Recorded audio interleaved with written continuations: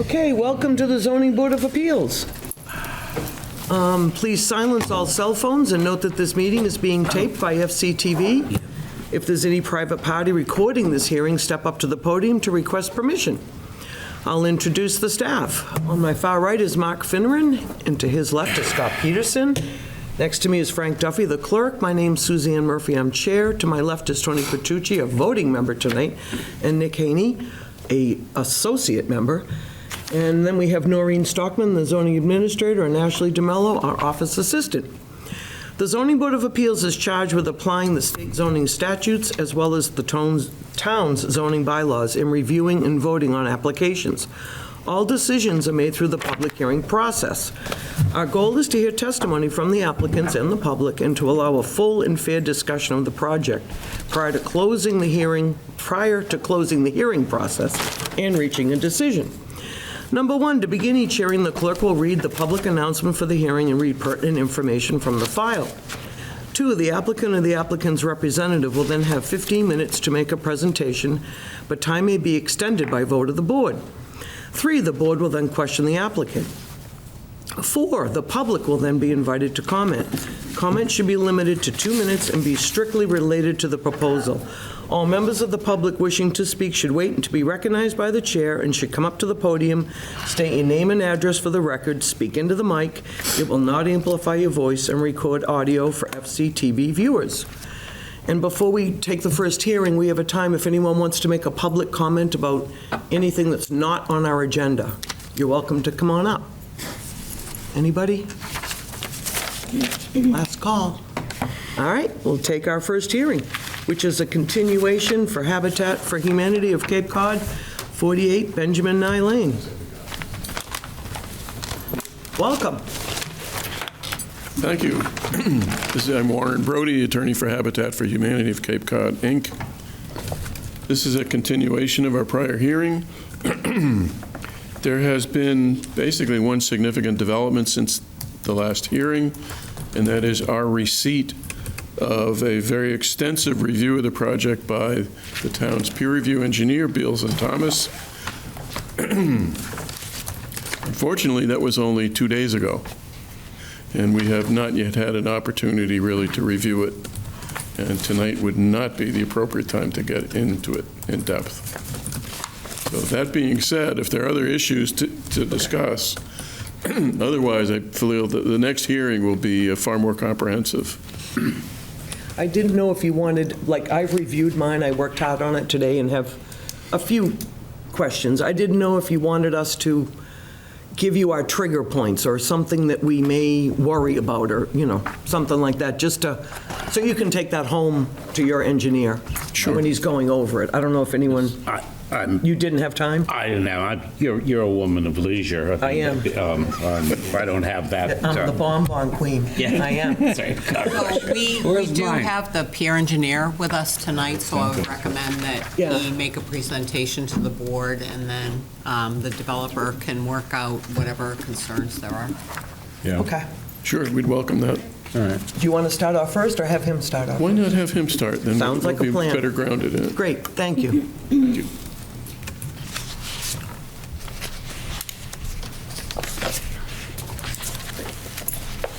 Good evening. I'm Dan Gagney, professional engineer with Beals and Thomas. David? Dan. Dan Gagney. As you have noticed, we did a comprehensive review of the plans and documents submitted with the application. Are you going to put it up on there? I don't have anything to put up right now. Okay. The Sure. That'd be Go helpful. for it. Oh, no worries. Do you have a copy of his? Yes, okay.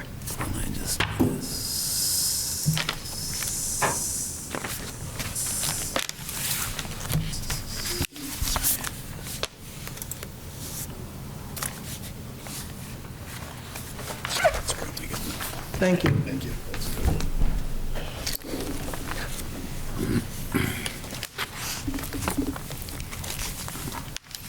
Now, before we began our review, We went out and made a site visit, took a look at the existing conditions out there, paying particular attention to the existing developed area and the intersection with Benjamin Nyes Road, the proposed area there. You'll see some minor comments in our report about that information. As we kind of dig in, I don't know if you guys want me to go through all of the comments. There's a substantial number of them. I can jump through a few of the points that I see as things we might want to talk about a little more. That's what I would do. I would kind of do the general, like a stormwater generalization comment and maybe erosion and do them kind of generalized. Does that seem okay to you guys? To do it rather than it take all night There to was do a it. lot of, part of the review was they said they didn't have any concerns, but then they had specific concerns about other things. So if you could focus on your areas of concern, that would be most. All right, so we'll begin with the waiver requests, and in our review of those, you'll see on comment number 9, there was a request for the applicant to waive the sidewalk requirements. In our opinion, we would request that the board consider requiring a sidewalk maybe only on one side of the subdivision road here, just for pedestrian safety in the area. Both directions? One side of the road, No, both directions? Sidewalk. a sidewalk. Yeah. Oh, With- inside within the the property? development. Inside, Yeah. yeah. Yep. There's none on the plans right now. Yeah, there's none on the, You'll see comment number 10, the applicant requesting a waiver from street lighting. In our opinion, we do recommend that some type of street lighting would be installed here, and it doesn't have to be lit up like a baseball field out there, but something that provides adequate lighting through the roadway, we feel is important.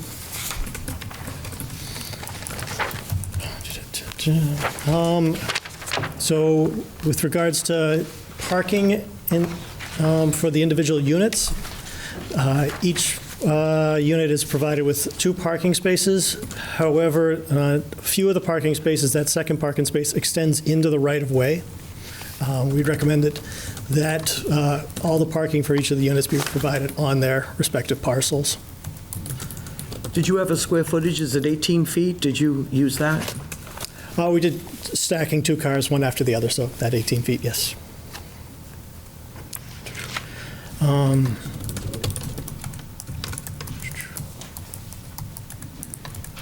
Some minor things, and then, Could you speak to 13, item Certainly. 13, please? so number 13 refers to the code's requirements that all private wells within 100 feet of the property be shown on the plan.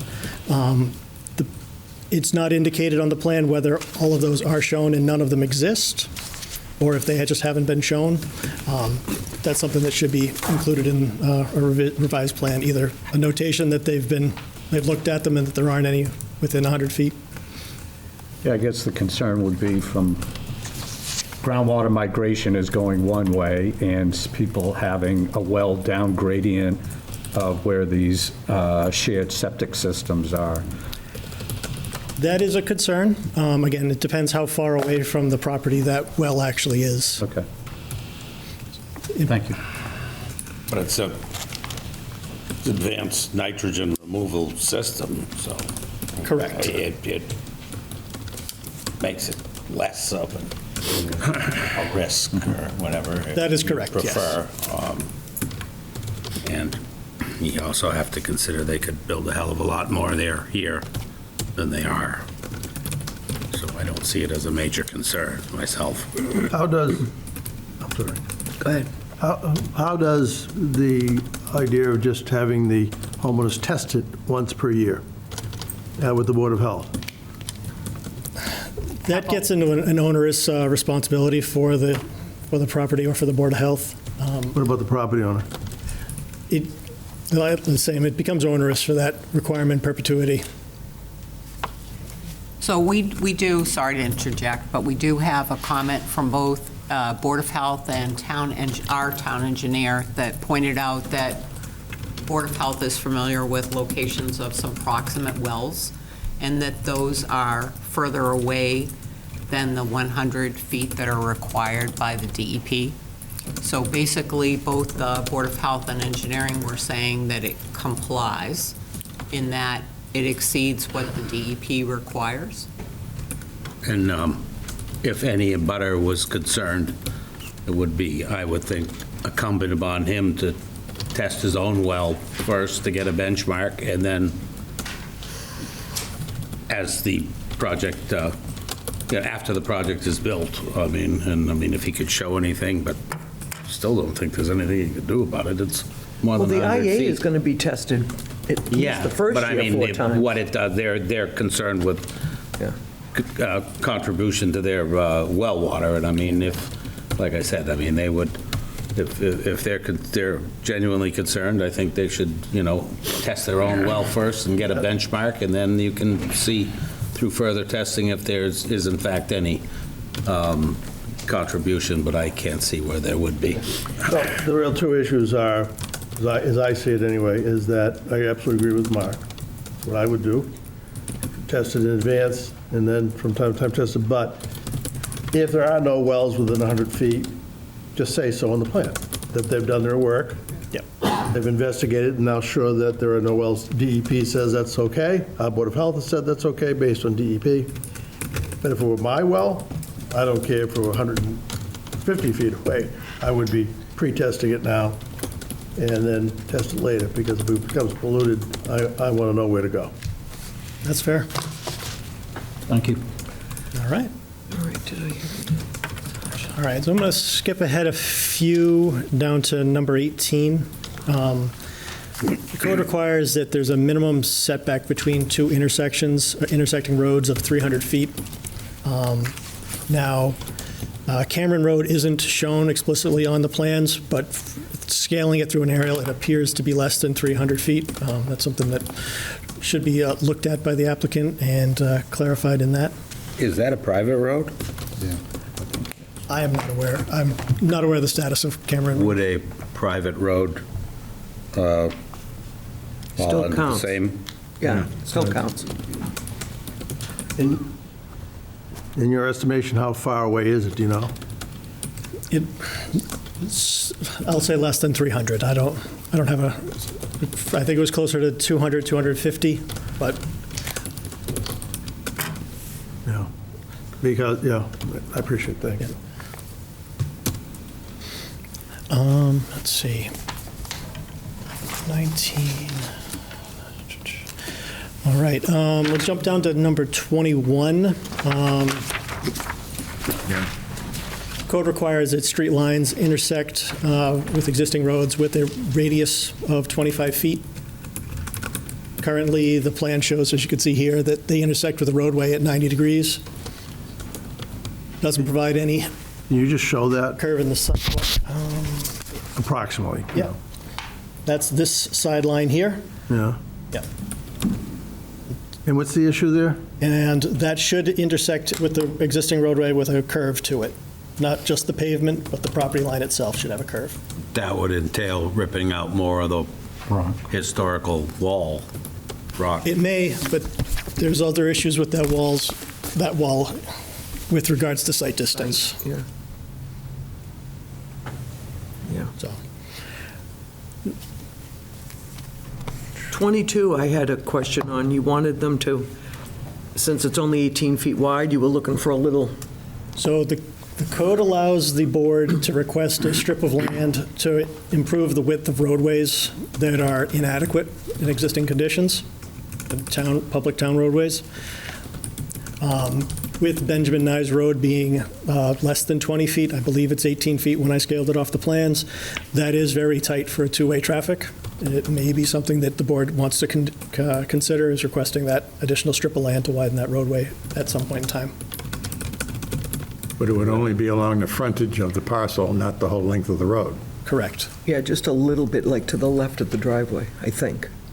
Just point that out again, please. Yep.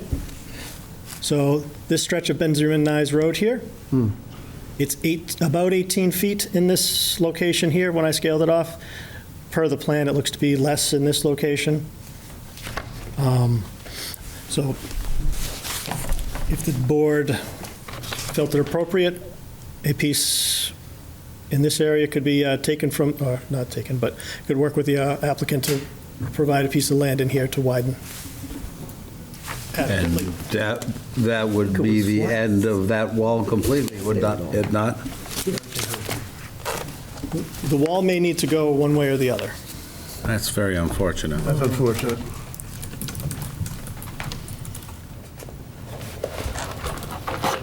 Number 24, the code requires a fire Excuse me, alarm. I'm sorry? well, back. I, for one, like the wall. Yeah. Is there, so sound a little outlandish, was there any way we can put that strip across the street? No, yet, Achieve the same? they don't own it. No, they No, they don't. don't own that piece along there. It's going to be a problem because it dips down there. Yeah. It's right Yeah, but you can fix that stuff. I thought it might have been wet. I'm not sure. back to the existing. So, oftentimes when there's a road, the paved road doesn't line up with the right-of-way. Yeah. There may be land available to widen that road, for all we know.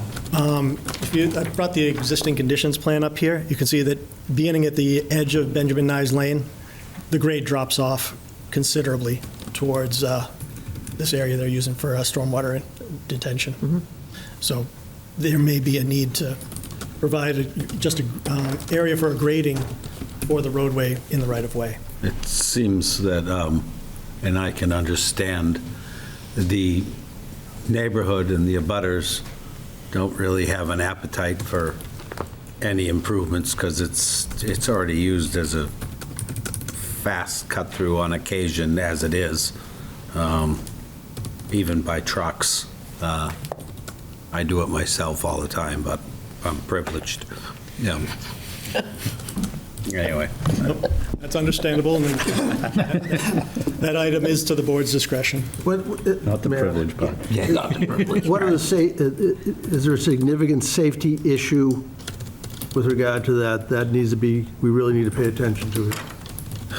With the road that's 18 feet wide, when two cars pass each other, one of the vehicles typically has to take a tire off the pavement, and that's a safety concern. Okay.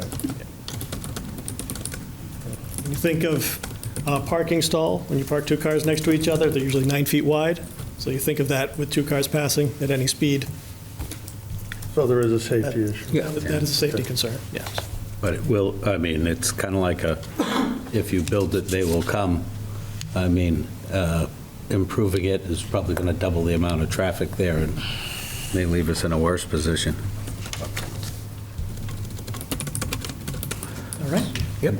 All right, so as I was mentioning before, comment number 24, the code requires a fire alarm box somewhere in the subdivision with lots that have more than 12 lots, sorry.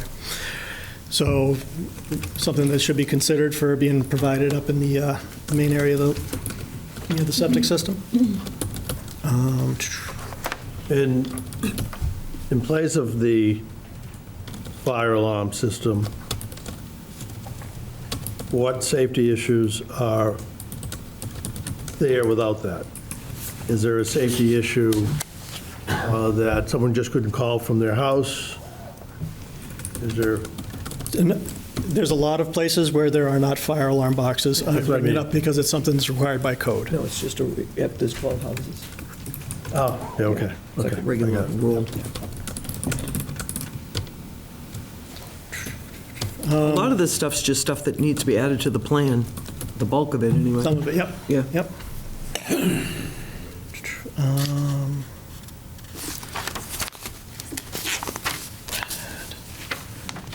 Walls. Yep, and we jump down to number 31. The intersection itself, try to jump ahead here. Did you do any site assessments on footage at all? I know you're saying here in item 31 that the applicant hadn't provided it, but did you do any type of? I don't have the availability to go out and survey when I'm looking at these things, but when I stood at the approximate intersection and looked for site distance, I did observe that there is to the, which direction was I referencing here? To the east, there is a tree that looks to be within the site triangle, and again, further in the letter from the traffic report, they request that if the wall itself exceeds 2.5 feet in height, that it should be removed. And from what I can tell, that wall exceeds that 2.5 feet. It does. Do you know what the speed is, the registered speed for the road is? I don't know the published limit on that road. It's unposted. It's It's not posted, so I think it makes it 35 by town bylaws. Unposted roads are 35, I think. Could be wrong, but Can you go back to 27 for me Certainly. for a minute? Frank had a question. You have what the code requires. What is the difference between what the code requires and what they're proposing?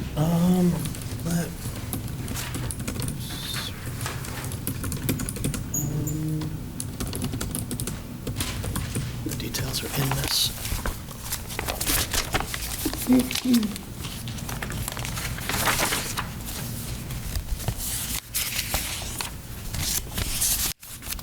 I think that is for subdivision. Yeah, but I don't know what they're proposing. Yeah. But it is a subdivision. But it's not, they're not doing subdivision roads.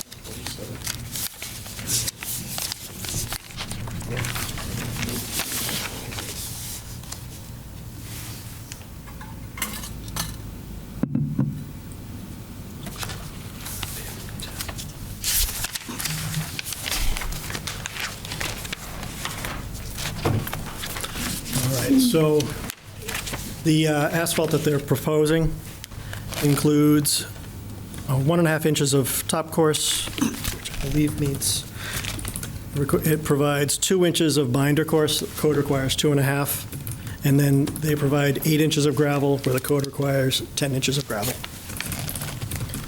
So they proposed 10 inches gravel, 2 inches binder, and 1.5. They proposed 8 inches. Eight, okay. But are these subdivision stats? 305, yes, that is in subdivision. Okay. Okay.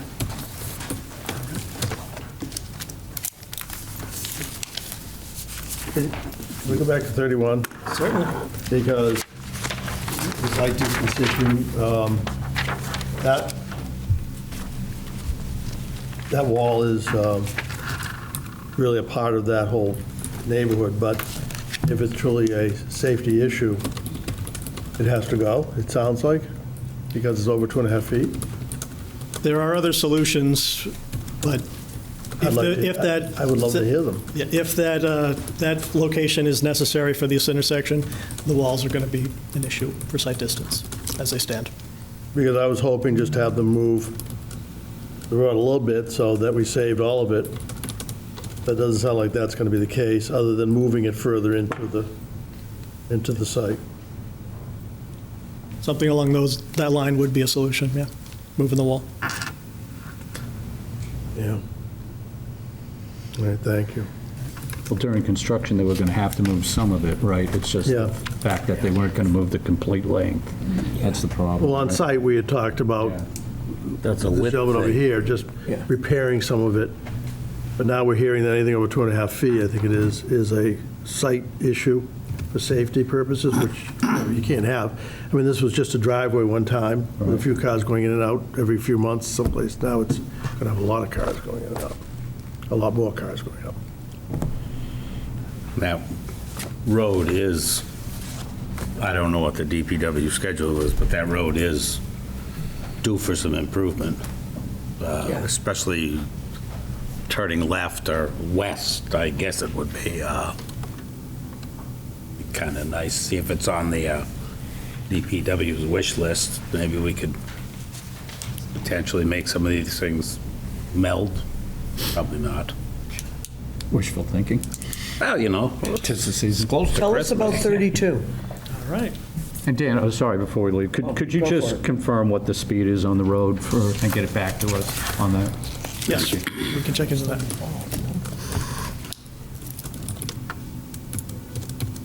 Sorry, Chair. Don't worry. Now, before we go on to the next one, I mean, in relation to the wall, you said there are ways to dealing with this And that would, in fact, be moving the road almost. It would likely be relocating the intersection itself. And just, can you give it to us in feet? If we're looking in here, so the walls intersect. Can I zoom in on this? All right, so this shows a little better up here. So your walls, what's to be left, end very close to the edge of pavement here. We would have to move this entire roadway out past the edge of the wall here, which looks to be, say, 40 feet. I was thinking of forward, to get to the point where your line of sight would be better, and that would entail moving the whole Otherwise- road, which is too narrow as it is. It's kind It of seems the only unfortunate. solution is to pull it in. To me, I don't. Yeah. So this, Well, the to rebuild intersection it. there though shows Yeah, that rebuild it, yeah. curved radius at the intersection. Is that, you just said there was none earlier. There's a radius on the pavement. Okay, There should be a radius on the lot lines also. Makes sense. okay. But the lot lines further doesn't line up. No, he wants it to curve further on the lot line itself. Oh, all right, okay. Not the road. Okay. Am I right? Yeah. So there should be, right here, there should be a curve that Yeah. runs from here to here, typical on a subdivision roadway, All right, to maintain your setbacks from the edge of pavement to the limit of right-of-way. okay, thank you. That's subdivision, though. Yeah, well, this is, Right. No, that's what we're supposed to be. Going by. Now, moving along, I'm going to move to number 34, from the traffic report that they recommend prohibition of on-street parking in this subdivision because of the narrow roadway. So we're noting that signage or some other method should be provided to enforce that. And we'll probably end up looking at something like guest parking. There may need a provision for guest parking separately to make that happen. So, Mayor, Go ahead. what is it you want to do? You want signage to do what? To keep people from parking on the street? Simple, no parking signs off the edge of the pavement there. Yeah. Traffic engineer is recommending that no parking be allowed on the roadway itself.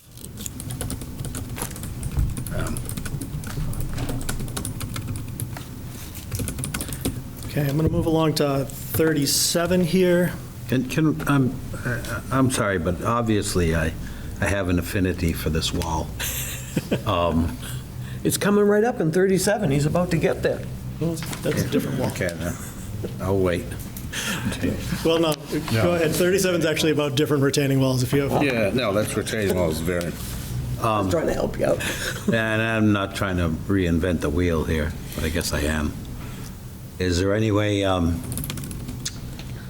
as you said, it could be corrected by moving the entrance to the left or whatever? Is there any way you could split this road going in and have it just an entrance where the wall is and an exit elsewhere?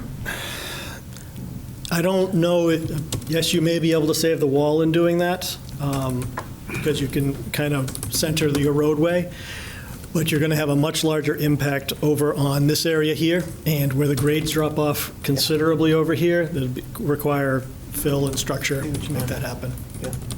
Taking a lot of money. Huge money, yeah. There's not that much fill coming out of anywhere here. I'm not certain on the cut fill on this. All right, I tried. Where are the other retaining 14 walls? homes with basements. Okay, so, That's a fair amount of fill. Yeah. so number 37, I note that there's proposed retaining walls of varying heights throughout the site. Excuse me.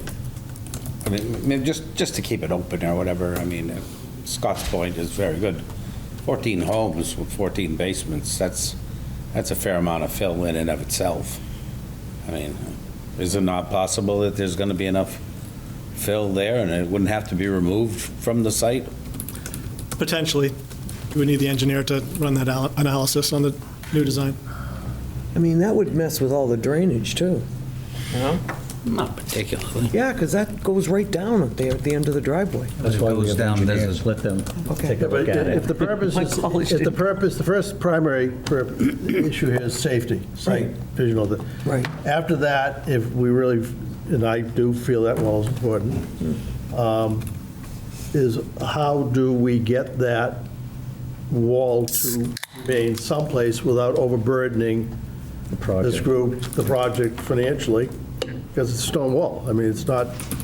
Strictly as an entrance would eliminate that problem.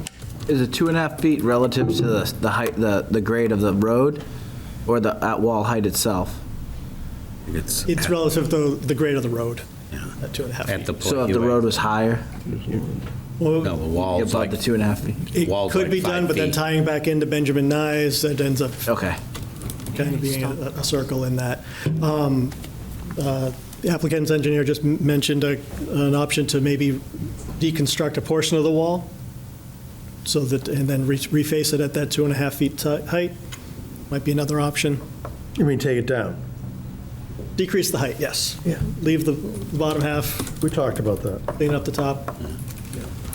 kind of lose, The aesthetics. yeah, the aesthetics of it. I can see the engineers taking copious notes over there, so we'll Yeah. await your thought process. Yeah, I mean, the only potential is making it entrance only, because then none of this stuff would really be One, applicable. one last, and I'll leave this, but one last thing. These folks know what's necessary. We talked about it on site during the site walk a little bit. There is a way of doing it.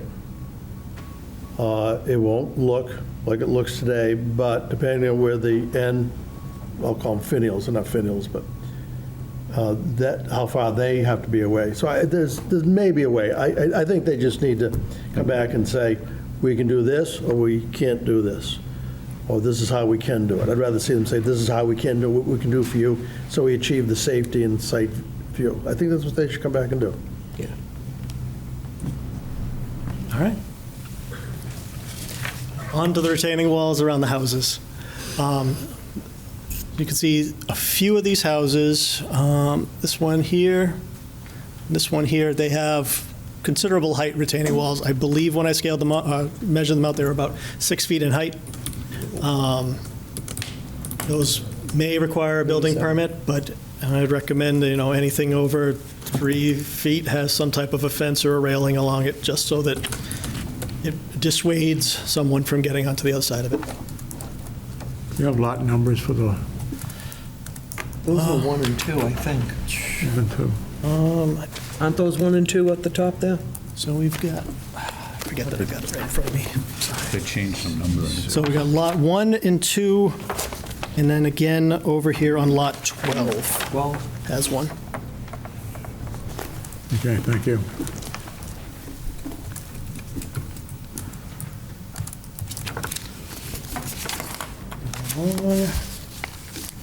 Sewer construction. Some more very technical pieces.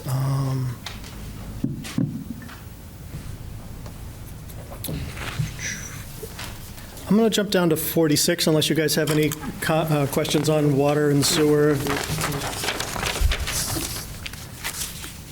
Those are pretty heavy items.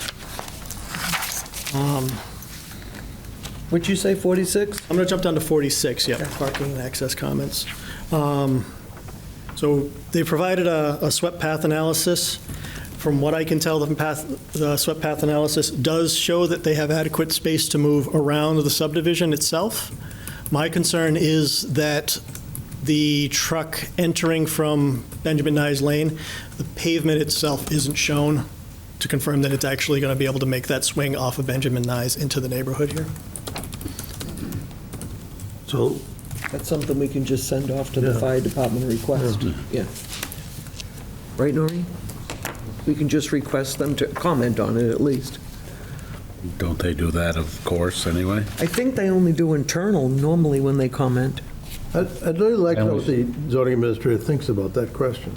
Yeah, so I guess I can certainly check with the fire department, but I see what you mean, and that, that is going to be likely part of the calculus with how you're dealing with that wall, et cetera, because, obviously for a private residence, a single house being there, if there's a fire, the fire department still has to access the property. But where you're adding homes, it clearly makes sense to have effectively a wide enough entrance that a fire truck can make that turn easily without issue, right? So.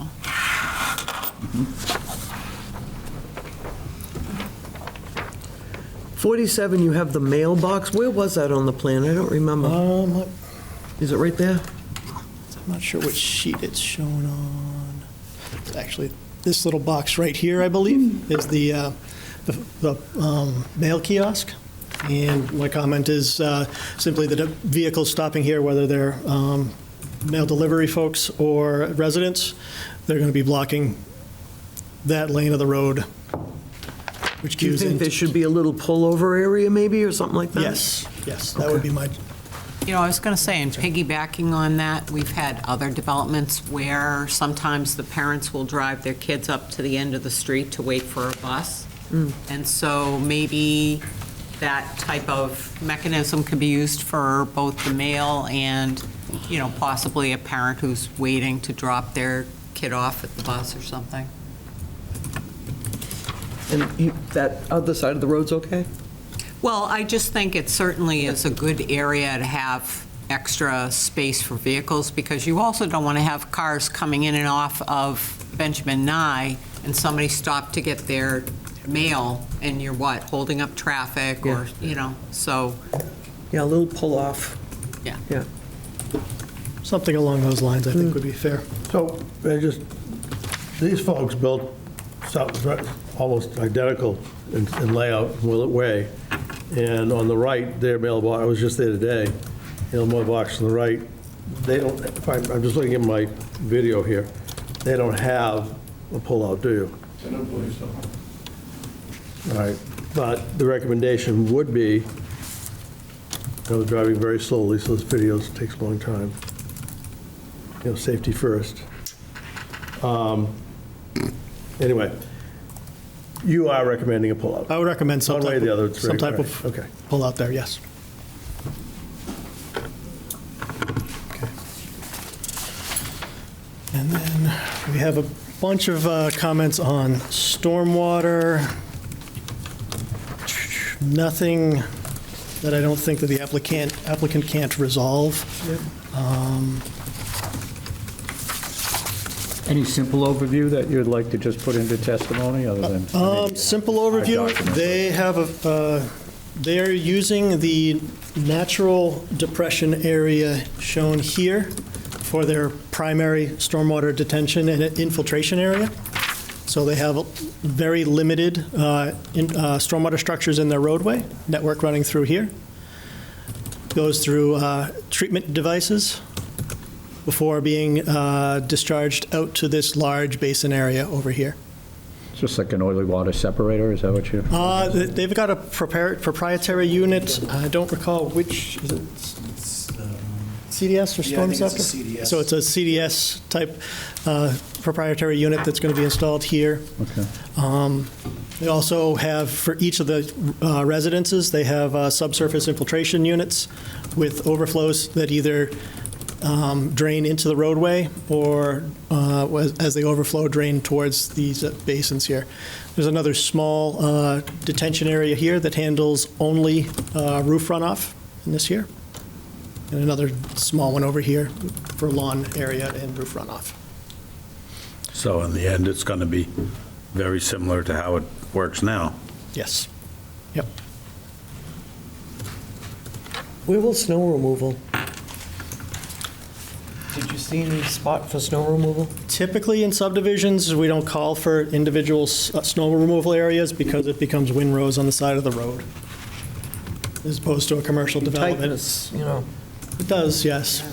But they do have plenty of room in the center if it Yeah. became an issue. Thank you. Well, I think the question is too, is there anything they shouldn't do? with snow, other than do what every road does. The plow goes down, it goes on the side of the My road. concern would be, I would recommend not piling snow over this infiltration area here. That's right. So just plow the road. Yeah, I'm not worried about the snow, what leaches out or drains out of it, the sand and that type of stuff. That'll all be treated by the treatment units. I'd be worried about having heavy loads on top of the septic tank. Since this is a homeowners association, what you're going to have every plow contractor's going to do is going to come out of, he or she's going to come out of the driveway and just pile everything on that center island. Potentially, yes. That's what they do.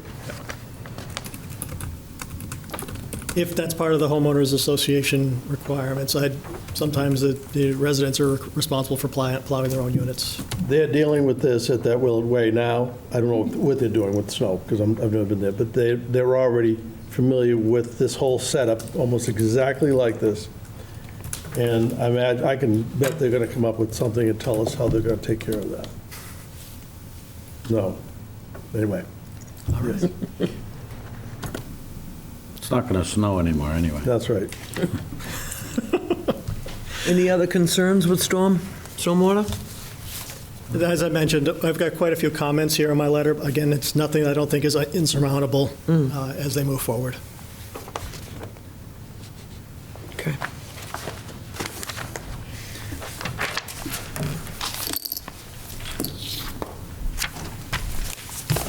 They will also need a construction general permit with the EPA, correct, for the amount of disturbance? Yes, that is a note in here that they will need a SWIP, and that's recommended that it's included as a condition of approval for it.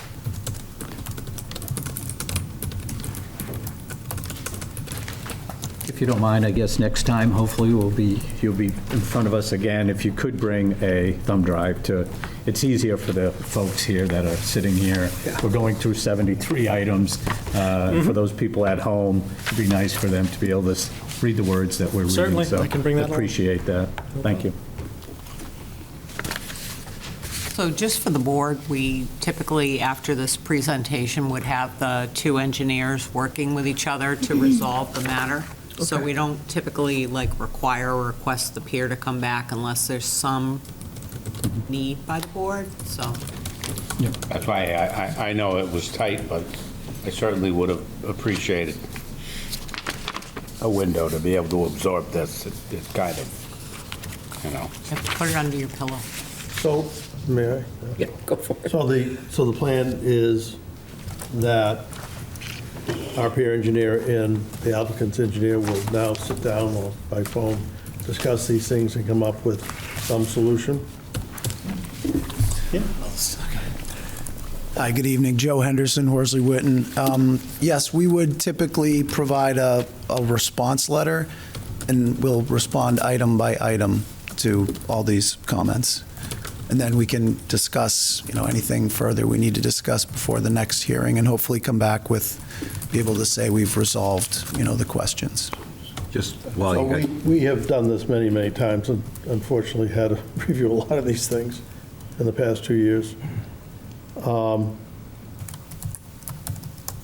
My belief has to be that the two of you will come to some agreement as to what needs to be done.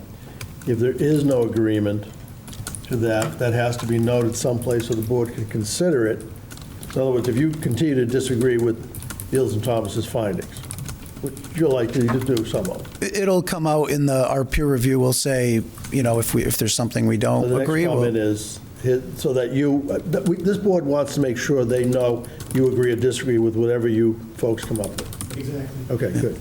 And I think that's what we would discuss at the next meeting if needed, those particular items that we're not seeing the same way. Go ahead, Mark. hey, good to see you again. Hey. Joe, just curious, what's the potential for saving that wall by making that entrance only and then the exit somewhere else? I think Am I dreaming? I think changing where the entrance is pretty difficult to do, actually moving it Well, it to a would be different exit. location. It would be an exit elsewhere. I think you would still have the sight distance issue with the wall. Coming in, though, it Yeah. wouldn't have eliminated. The sight distance is merging onto the road. You'd be coming off the road into there, so the wall, I could be completely wrong, but I in my think your mind, best- it would. Yeah, I think It the would- best way to do it would be to look at just reducing the wall height, and we'll go through and we'll look at the site triangles like Beals and Thomas recommended, looking at that closer and seeing what needs to be done to, to make it work properly. But maybe there's a possibility of taking that wall partially down, but leaving a good portion of it. We know we already have to take down the large pillars that are there. We know that. But now we'll just have Even to if it look. was only a single lane entrance? I think you. I don't, like I said, I'm just. Sure, trying yeah, I to mean, we'll follow look at it this logic. closer, but we'll do everything, we'll come up with every solution possible to keep as much of the wall as we can, as we understand the board wants us to look at that, so. Well, probably the abutters, more importantly, right? So- Yep. And I think just to talk about the road in general, it's a 40-foot right-of-way there, the road width, so there is town-owned land there to make the road wider if it had to be. But we could pull our entrance if we had to. I mean, that would Forward, make it would have to come and back towards the property. Take some land across the street, or Well, I think potentially. there is land there that's town right-of-way. If it's a 40-foot Yeah. layout. There's a there is. 40-foot layout there. I think it's just the road within that layout is not. And as I say, that the left or west, I suppose, that road is completely torn apart and filled with potholes. And I mean, it needs to be fixed at some point in time. It'd be, maybe I'm just dreaming, but it would be nice to make it happen so that wall could stay. I'm fairly confident that they're going to come back with something. Yeah. And we'll be able to see and deliberate over. I think so, yeah, that, we'll look at that for sure, and we'll provide, I don't know if there's any specific items you want me to address from the letter, or we can, we're, like I said, we'll. I'm going to really want lighting, street lighting, definitely. I even Googled Home Depot solar ones. It's not that expensive to do them if you're not going to do street lights or, I think Habitat could potentially, they've done on other projects where they've had each individual home has a light at the street that provides lighting. I know they've done that, and that could be an option that would provide the lighting you The want. kid gets dropped off at Benjamin Nye on the school bus at 4 o'clock. It's dark. They're going to come in, and it's going to be dark all the way in. I mean, I don't want my kid walking in the dark like that. No. Yep, and I believe Habitat heard back from, they had reached out to the town, and the bus stop is all the way at the intersection of Right. Ben Nye and Old Main. That's where Right. the bus stop is. Yeah. So unless otherwise needed, I don't know that we would even need a bus stop in our property. But that's something the board, I guess, would have to Go back consider. to the lights for a minute. Yeah, go ahead. And I have to agree with the chair that you need some light, so it's a pretty dark area. One of the things that I'm going to want to talk about at some point in time when appropriate is dark sky friendly, not dark sky compliant, but dark sky friendly lighting at the houses, exterior lighting, and on the street, which basically means that all the lighting has to be 3,000 kelvins or less, basically, which is easily done. You folks already have down lighting on Willett Way, on many of the houses, but you have pole lights, which, I don't know, obviously I couldn't get out and take a look, but dark sky friendly lighting, I think, is going to be very important to reduce light trespass to the neighborhood. These are things that no one really talked about even 20, 30 years ago in these little subdivisions. But it's going to be important, I think. And that type of lighting, many retailers that I checked are anywhere from $50 to $275 per unit, sort of thing. It's cheap. I think they could accommodate that. But it's something that I'm going to ask the board to consider conditioning to be dark sky friendly with 3,000 kelvins or less for lighting, so you avoid light trespass as much as possible. And I'll give a bunch of reasons at some point in time as to why that's important. And you have difficulty with compliance, right? If you're going to have everybody with a post light out by the road and that's kind of your solution, then the people don't turn on the post lights, and so that kind of gets to be difficult, going back to the chair's I point. think it would have to be hardwired and on a timer. Okay. And you might want to consider one at the mailbox even. People get home from work at 5, pull up to the mailbox. You know, just something small around the mailbox so that they can at least see their number. Okay.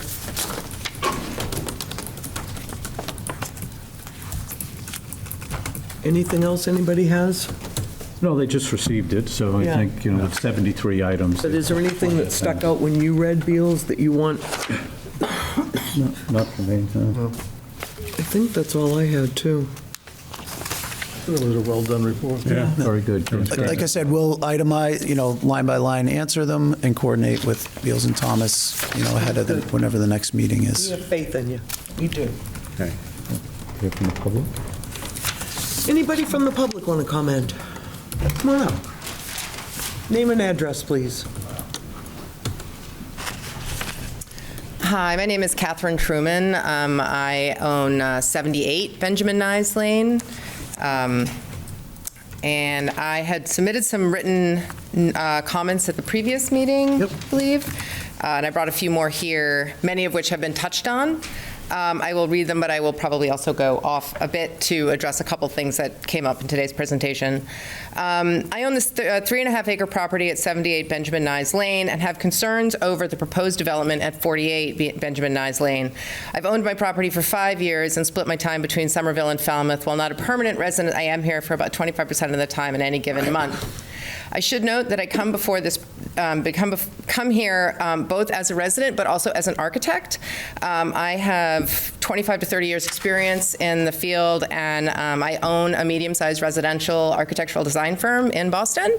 So I come looking at these plans not only as a resident and as an abutter with those concerns, but also from the point of view as a critical eye of an architect. I also do a lot of work in historic preservation, and that stone wall thing, we can solve it. We do not need to remove it entirely, and we definitely do not need a second entrance. The disruption of this property already is enormous, and I shudder at the idea of having another entrance blasted through that woodlands.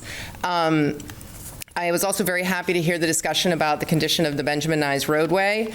I have suggested solutions for that in my previous written testimony about that, and I'll get to that momentarily. I am conceptually in favor of providing affordable housing for permanent residents here on Cape Cod, and I am very happy that the majority of this site has been left to conservation, and I am also very happy it is not becoming one of those giant subdivisions like down near Blue Shutters Lane. I do, however, have a number of concerns about the design of the plans as they are now. In brief, the size of the project, the site planning, architectural, and site design, the possibility of ADUs being added to this property in the future, which I would like to, I'm glad to see shaking of heads. I would like to make sure that that is written into law, that we cannot have another 14 units on this property in the future, and I know Massachusetts is very interested in that. And of course, the related impacts to the area, including water quality, which has been a big point of discussion amongst myself, my neighbors, and I know here, the impact on natural wildlife, of which there is quite a bit. I recently installed some little cameras to monitor some things on my property, and the number of deer on my driveway alone is amazing. The traffic impact on this road, the road quality and safety are huge, and I'm incredibly happy to hear you talking about this, although I think you guys are all headed in slightly the wrong direction with the way you want to fix it.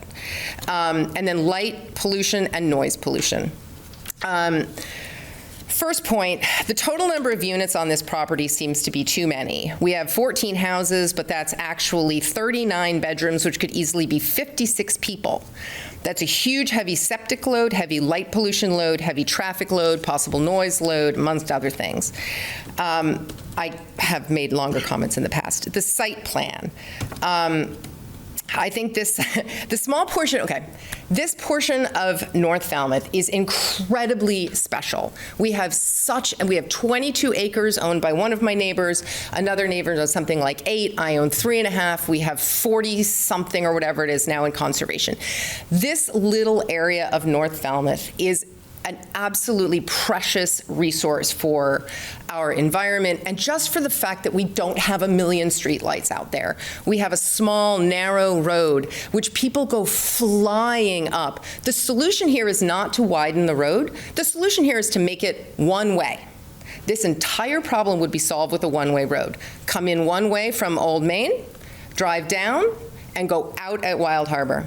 And because all of the speedy traffic comes from Wild Harbor, blasting up Wild Harbor, screeching along on what's not even a 90-degree, flying up past my property, and then round that crazy little tight little area where I am sure someone is going to die crashing into a tree or 2 cars crashing into each other. And the only way to stop that is either speed bumps, a stop sign at the end of Wild Harbor, or just make the road one way. Easy peasy, solution solved. We don't need to widen anything. We don't need to take property back. We don't need to change the character of the road. It's the easiest solution. Anyways, but my biggest problem also with this is I find the site plan to be incredibly uncreative. This is basically a cul-de-sac slapped on a property with no regard for its planting, its topography, just the discussion that we are having right now about 6-foot retaining walls.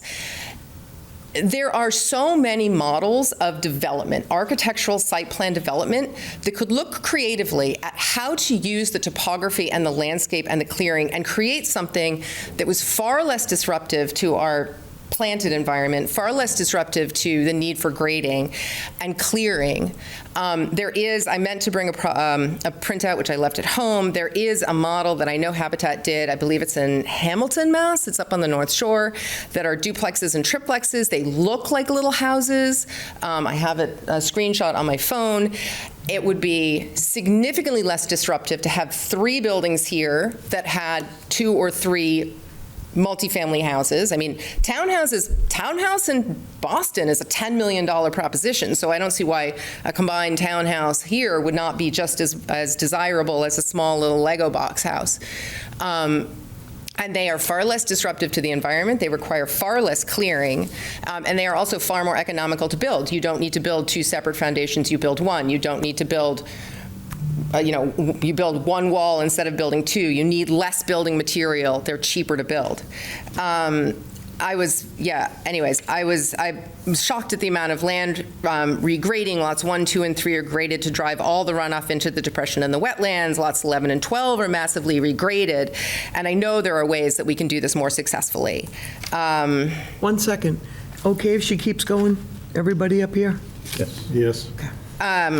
I think I've probably covered most of it. My concern about ADUs was my point 3. I am also concerned, and I noted in here, about light pollution. I understand the concern about people walking down that street at night. I do it all the time. I got myself a white reflective coat to walk my dog. I do feel very strongly about light pollution.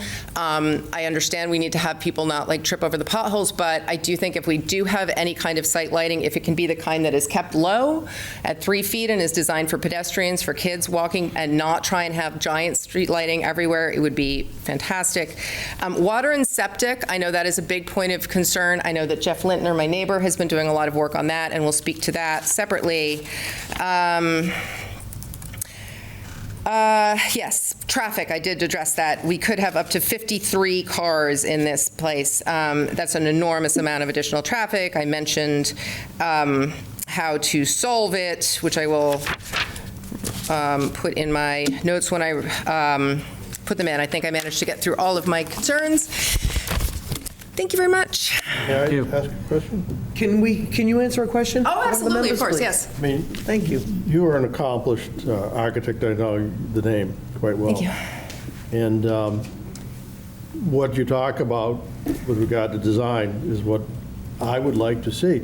That does not fit their model of how they find a buyer who then contributes the time, build them. I understand I've done volunteer work for Habitat for Humanity. All right, so you know that. No, I get how the model works, but I don't understand, like, it is just as easy to build a two-family, like, if you want to put in sweat equity on something, like, it doesn't matter where you're hammering the nail, and it doesn't matter where you put, like, if there's a party wall, you can hammer the nail on one side of a party wall versus hammer the nail on the other side of a party wall.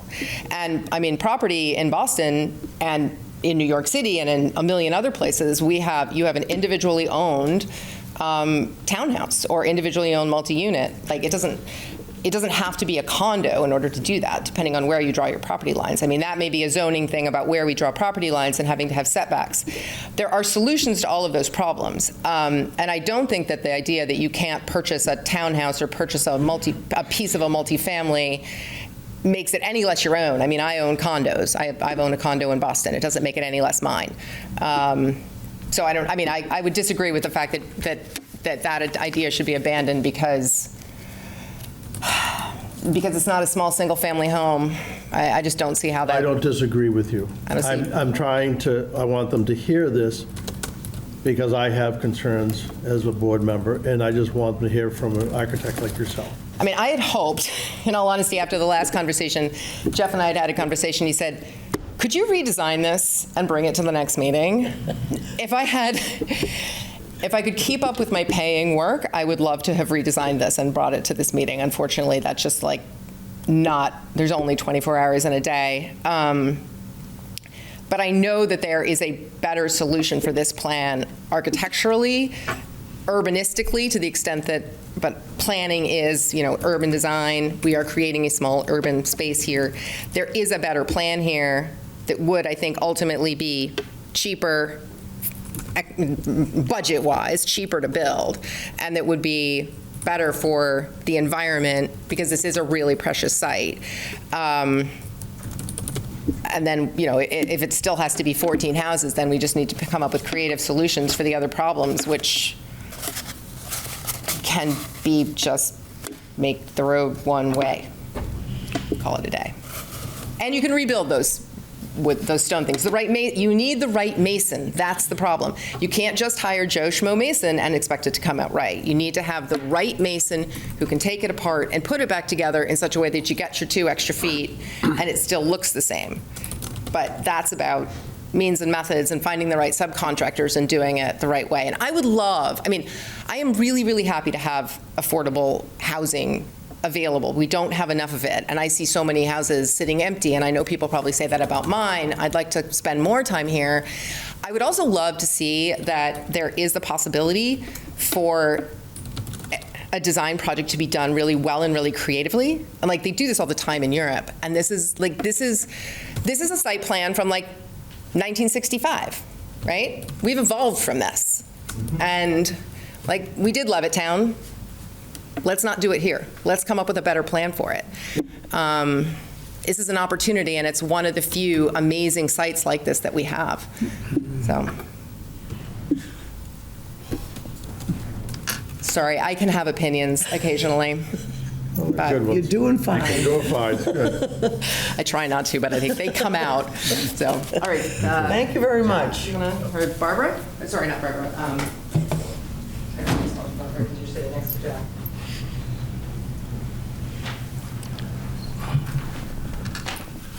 For the record, Jeff Lintner, 72 Benjamin Nye Lane, again. We need your help.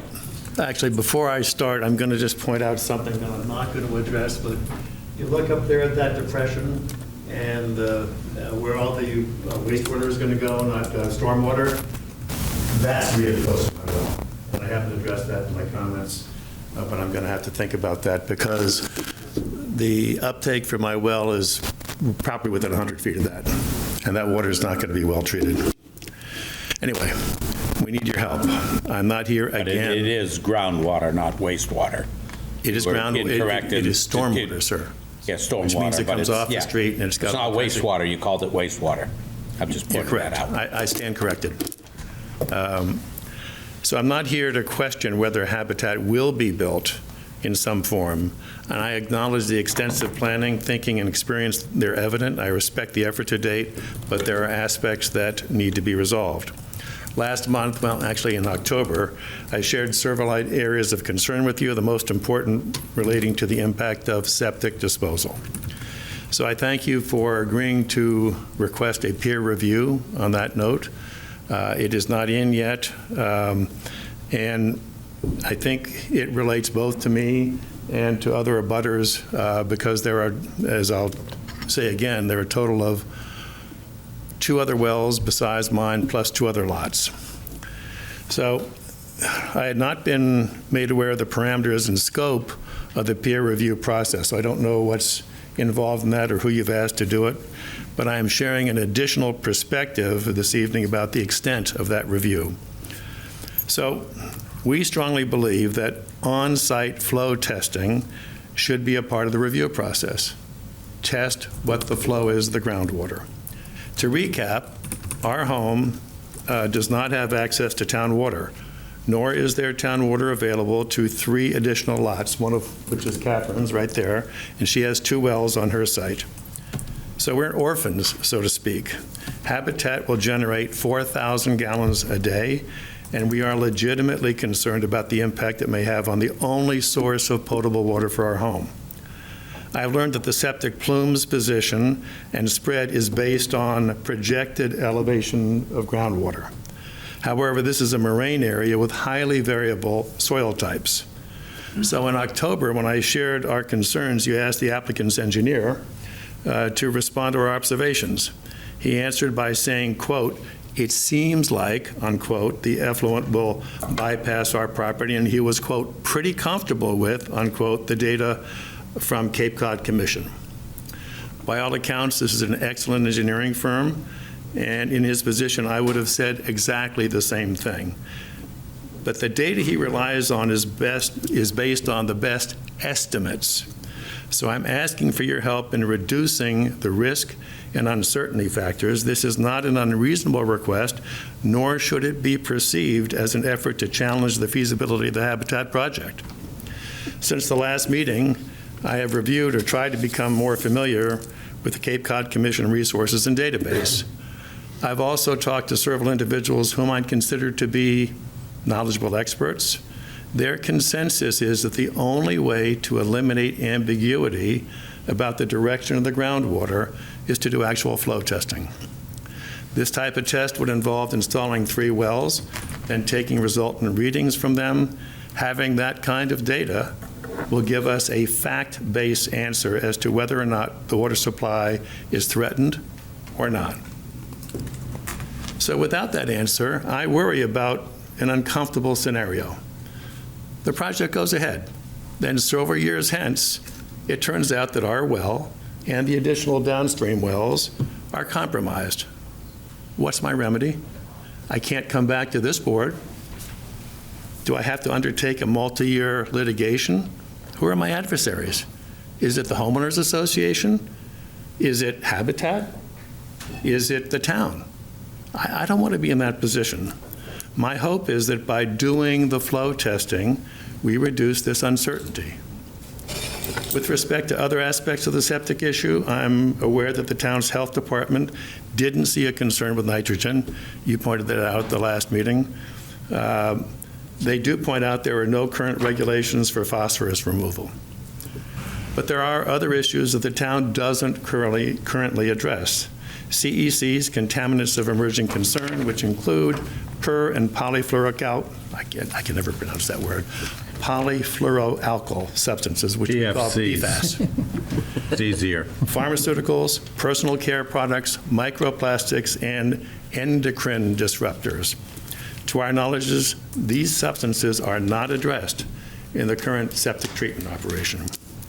As a consequence, we continue to have concerns about the viability of our well. Flow testing will go a long way to giving us the assurance that it will not be impacted and that Habitat will be operational and that the septic will work.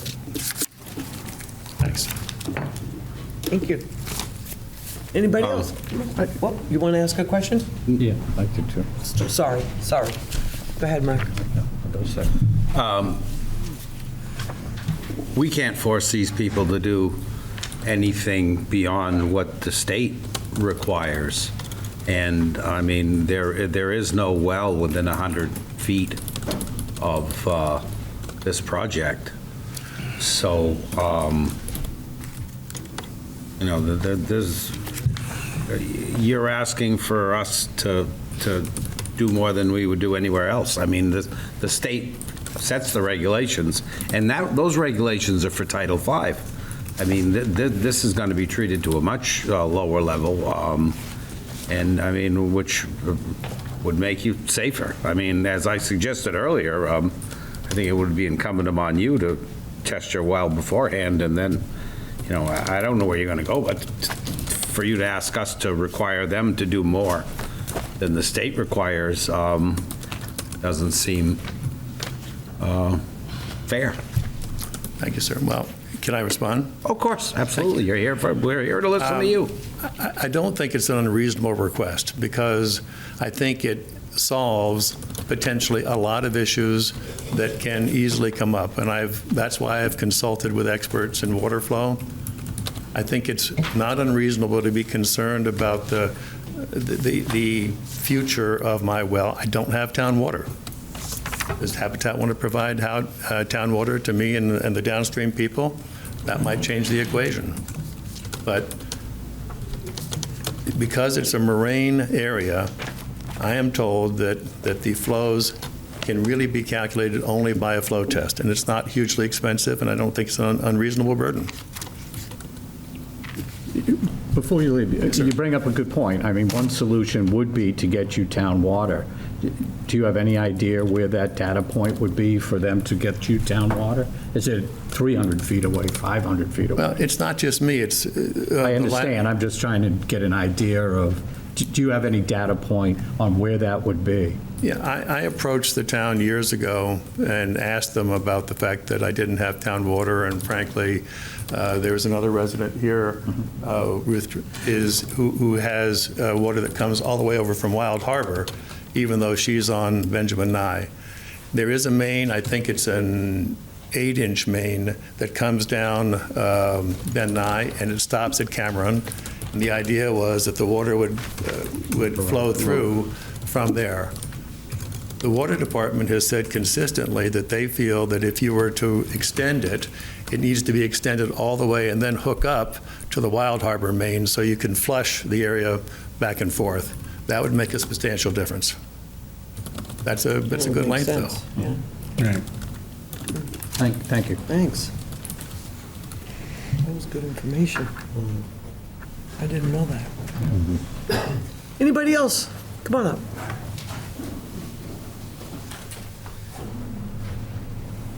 Dan Arley from 130 Old Main. I'm at the corner of Benjamin Nye and Old Main. And I'll just preface it as saying I've always supported Habitat. I've been to their annual event, and I support the affordable housing and all that stuff. But of course, it gets very real when it gets close to you, and you say, "Oh, let's see, this is a little different from me now. I'm not supporting whatever it's doing out there," and I still support it, including the development here. But I do agree that there's an issue with the density of it. I think that the best thing that could happen, or the most successful thing, would that the level of development of any complex actually shouldn't overpower the neighborhood. This is a small neighborhood. There's 45 houses on it, and this would increase the housing by over 30%. And I think somebody mentioned a bus stop at Benjamin Nye and Old Main. I can't imagine, because these units are supposed to be for 4 people, I think, on average, probably 2 children, 28 children or whatever, of them all coming to that corner in this small street. And people don't, let their children, go to the bus stop or walk to school like we used to, whatever, how many miles when we were kids. And, and of course, they can't sit in the rain. Uphill both ways. The whole neighborhood would be disrupted. It would change the nature of actually a historic neighborhood. It's actually a historic area there. And I don't think that's good for them or the people there or individual owners or anything else.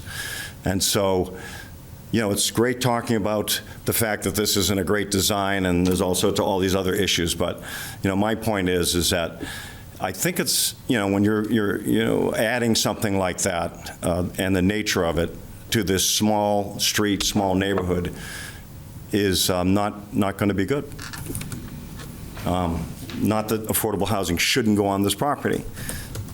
On my street, no problem.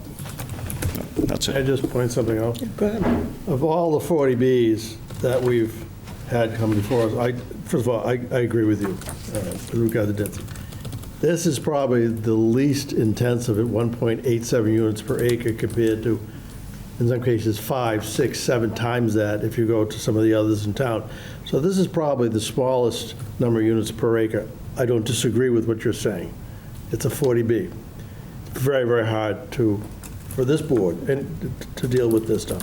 But I just want you to know, this is probably the least dense of all of them that we've had to look at in the last 2 years. It's just an individual situation on this small neighborhood, small street. I agree. I don't know, I see these other complexes, they're off of major streets or whatever. I'm not that experienced on every individual development, but it will be difficult on this neighborhood.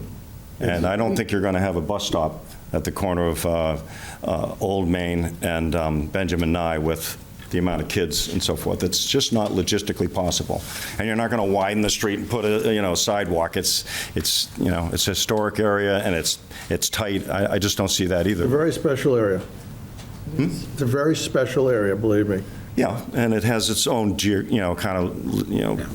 confinements in the way it is. He wouldn't have moved there if it wasn't. That's right. True that. Yes, that's right. All right, well, thank you. Thank you. Anybody else? Mr. Foreman? Come on. You have to come up if you're going to. You got to come up to the. You want to be on the other side? I know you do. Well, I think the point was well taken that compared to most 40Bs, this is a really good development. You've got state-of-the-art septic, you've got solar, minimizing energy impacts, making it affordable for everyone who lives there. My hope is that, the board and the abutters will understand that in order for this to be affordable, certain compromises have to occur. But I think we're meeting the overall goals of providing some affordable housing, and at the same time, you have to remember, most of this acreage, I think 48 acres, will be preserved in conservation. So it's part of a comprehensive approach to what to do with this property that makes it affordable to conserve it and affordable for some folks to live there, and to have the kind of single-family homes that families really value. So, that's why I think this is a great project. I think that, I think that everybody has to keep something in mind. When you solve a problem for one group of people, you create a problem for the other group of people. 40Bs do not allow for a balance because it's a state statute, unfortunately, the way they've written it, but it creates a problem. The gentleman just pointed that out, and even though I pointed out it was 1.87 units per acre, which is better than some of the other things we are dealing with, it is 40B. And unfortunately, we have to deal with within that box. And it gives us very little room.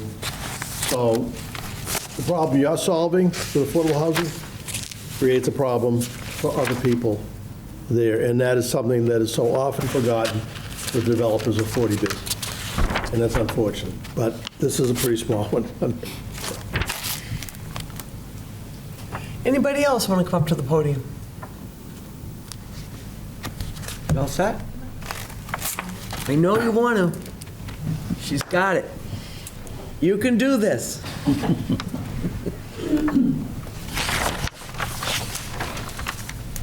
I'm Ruth Brazier. I live at 67 Benjamin Nyes Lane, just right across the street. And I have town water. but I get my town water from Wild Harbor Road, which means I have this huge, long water line. So I would love to see the water come down Benjamin Nyes Lane to accommodate, that would solve the problem of possible contamination of those wells. But the other thing, I would also like to support the idea of having perhaps some 2-family or 3-family houses among, to be able to consolidate the development there. As far as the traffic goes, I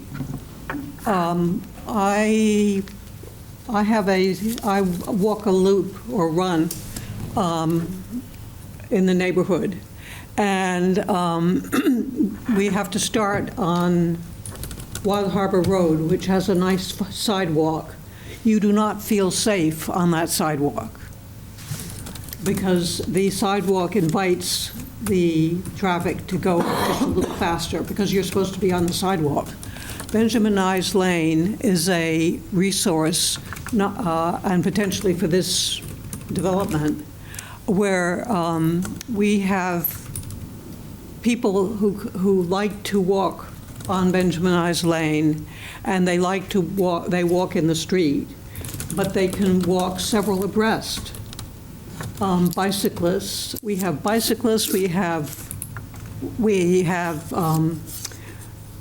people with children on bicycles on Benjamin Nyes Lane, because again, the narrowness of the road and the lack of a sidewalk makes at least local people are mindful of the potential, of people being in the road. And so I would be very sorry to see the road improved with more lighting, because I think what people value is the shade, the feeling of rural. It feels quiet. And the problem traffic is really the through traffic, particularly the traffic coming from Wild Harbor Road. We don't get that much, people don't take a shortcut so much from Main Street. And most of the traffic from this development will be going towards Main Street, because that's where all the the school, the church, the thrift shop, there's a couple of restaurants, and that's the logical way to go, and it's a pleasant walk. So in my opinion, the solution to traffic would be to discourage the through traffic or put speed bumps.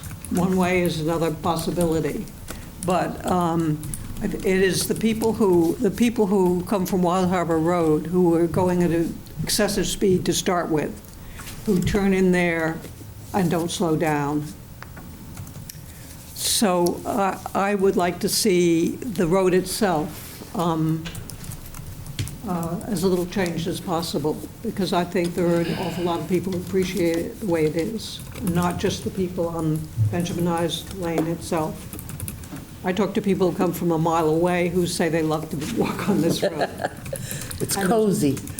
And there's one man who goes 6 miles. I don't know where he lives, but it may be as much as 3 miles away. And he comes every day, and I see him making it part of his daily route. May I ask a question? Thank you. Go ahead. May I ask a question? One question. With regard to your speed bumps or speed calming bumps, they call it, whatever, have you folks ever gone to the traffic committee and requested them?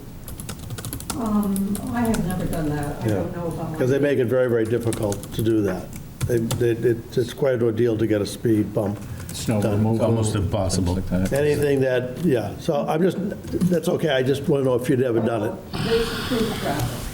They have the next best thing, speed potholes. And it's also that obviously the GPS sends, trucks from goodness knows where, and it sends them down this road, and then they end up turning around and coming back again, some of them. But if it was, if it was on the maps as not allowing through traffic, then we wouldn't get those people. But you can, as a neighborhood, you can do that. I did that in a neighborhood that I lived in, and this town has signs on either end of the road, and there's no more truck. I mean, the DPW did it. It was, I think we had to come twice and ask for it, and we got It it. would be wonderful on this road. No. Any other questions? Thank you very much. Thank you. I'd just like to expand on something Mr. Foreman said, and I mean, you have to realize that this property could have been bought by a developer, and I mean, there's 56 acres in total. I mean, this project at 1.8 units per acre, or 1.86 if you want to get technical, is one of the least dense I've ever seen. And the reality is, if you divide it by the 56, you're putting one house per 4 acres. So, I mean, this really isn't overburdening the area in any fashion compared to what likely would have happened. It's just the reality of it. And the other part to elaborate on that is Habitat builds beautiful looking projects. They're not shoeboxes with, with crap. They're really good projects. They're beautiful looking buildings. They're not skyscrapers. They're not other stuff that we've dealt with. These are like really good looking buildings. Just needs a higher pitch roof. You still hopping on that. And I will later on come back to that. All right, anybody have any other questions up here, or? I would just say for everybody's edification that actually this type of design is something that has been promoted throughout the state, in that you're preserving land for conservation and you're sort of effectively clustering housing so that you're saving most of the land, but you're also getting the needed housing. And while it is always going to create a problem whether you build one house or many houses, the truth is there's a desperate need, right? We recently had a lottery for some houses that the board recently approved, and I believe there were some like 56 people that applied for like 4 homes. So 4 or 5 people got very lucky, and then 50 some odd people are now still looking, right? And these were people all that qualified, that were eligible to be included in a lottery. And while we're at it, I've said this numerous times over the last 20 years, but this dearth of affordable housing, I mean, is in part caused by our zeal for open space, our excessive zeal for open space. How many times in the last 15 years have large parcels of land come available and the towns purchase them? I mean, the number one ingredient you need for affordable housing is affordable land. And, I mean, this town's over 56% open space. At some point, you got to say, that's enough. And you got to take care of everybody else. I know nobody wants to hear that, but that's why I'm here, to say all the things that nobody wants to hear. I think the other thing that's important too with 40B is that the town can ask for, I believe it's up to 70% local preference. So it's not like people are moving in from elsewhere. I mean, obviously, the state does not want to preclude you from having people from other communities apply for a house in Falmouth, but that indeed you can select a percentage to help local folks. And you guys, Habitat does a great job with that selection. We asked for 70%. Yeah. Yeah. State has awarded it, so. Yeah. We appreciate that. I guess the only other thing I'd like for the board to maybe address is we did have an abutter who spoke to a groundwater flow testing, and I think there was maybe a perception that that was being reviewed or peer reviewed, and we haven't asked for that, so I just want to make sure everybody's clear. Can we ask for it? Well, I don't see how we can. I think the particular problem is that while we have people who are interested in protecting their wells exceed the limit that the Board of Health and Engineering has shown under Title V to be what's allowed. So this is essentially an extraordinary request. And I mean, obviously, it's up to the board, but I think the state, with the parameters, is going to say that you can't have a higher bench for an affordable development than you would for a regular subdivision. And nobody's come up with any distances either, so one has to assume they're much further than 100 feet. I didn't know there was 3 dwellings without town water. I did not know that. There were what? There were 3 dwellings without town water. Oh, they're all over the place. No, I didn't know On this this street. project is, Oh. you know. So anyway, we're going to continue this, so you guys can do your thing. Do you have a date for us? So we could either continue to January 15th or 29th at the applicant's choice?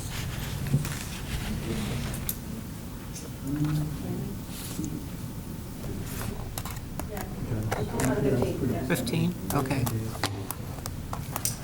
So January 15. 15. Okay, thank you. Motion to continue to January 15th.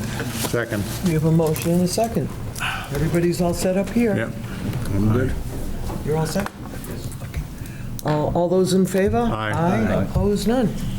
Great, thank you, everyone, for all your input. And nice to meet you. Thank you.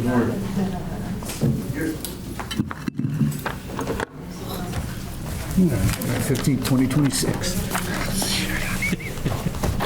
Right. What are we doing again? January 15. Martin Luther King, easy to remember. Oh, that's right. Right? Is that a holiday? Is that a holiday? I think they do it on a Monday now. You know? I look up my time instead. Yeah, but it's a Monday holiday. It is a Monday holiday. It's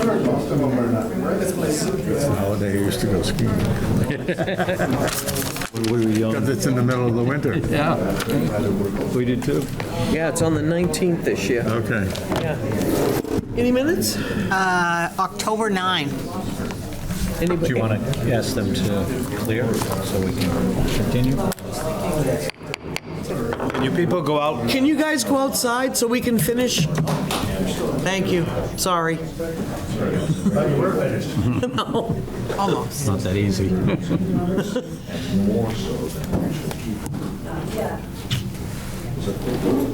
Thank you. Okay, did you guys all get a chance to read October 9? I did. I did. These people get out of here. Everybody's all set? I'll make a motion to accept October 9th to 2025. Present and absent. I'll need a second. Second. Motion and a second. All those in favor? Aye. Aye. I had Mark Finner. And we'll not table being the other ones? Absent. They had you as absent. We'll give it 1 second. Oh, Jesus. I can't hear a thing. I mean, I'm sorry, I'm deaf. You just approved the minutes for October. We got 9th. them straight. We got Did a them heck straightened of a out. job, so don't Jerry. worry. I voted for you. All right, board discussion. Anybody have anything?